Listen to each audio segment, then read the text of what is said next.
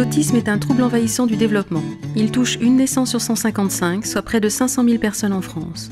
Les troubles du spectre autistique sont extrêmement variés. Ils comprennent aussi bien des enfants et adultes présentant une déficience intellectuelle que des personnes d'une intelligence normale, voire supérieure à la moyenne, comme les personnes Asperger. Leurs points communs, des troubles du langage et de la communication, des intérêts restreints et répétitifs, et des troubles des interactions sociales. Ces enfants-là ont un câblage différent, qui fait que toutes les connexions qui devraient se mettre en place ne se mettent pas en place. L'autisme a été longtemps incompris et mal pris en charge. Depuis une quarantaine d'années, l'expérience de nombreux pays d'Europe révèle que les troubles du comportement sont liés aux difficultés de communication et qu'ils peuvent être réduits par l'usage dès le plus jeune âge de moyens de communication alternatifs. Les méthodes éducatives mises en place dès le diagnostic permettent aux jeunes autistes d'accéder au langage et d'acquérir de l'autonomie.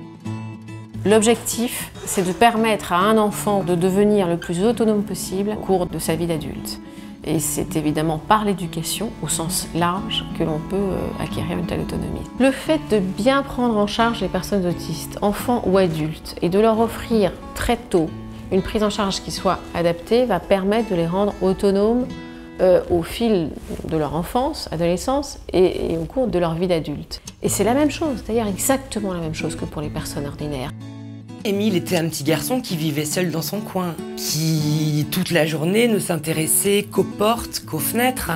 On m'a aidé à jouer avec mon fils, on m'a aidé à comprendre sa différence. Capotisme, pour nous, je pense que ça a été l'année des premiers sourires d'Émile.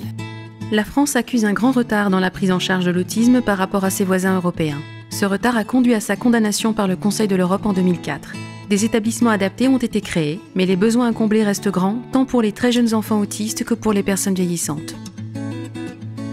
Améliorer la prise en charge des personnes autistes en France exige de la part des pouvoirs publics de reconnaître ce qui est efficace, ce qui est reconnu au niveau international en termes de prise en charge, reconnaître les droits fondamentaux et rester là-dessus, c'est-à-dire l'éducation, le soin adapté au niveau médical, et ne financer que ce qui est établi, ce qui est prouvé.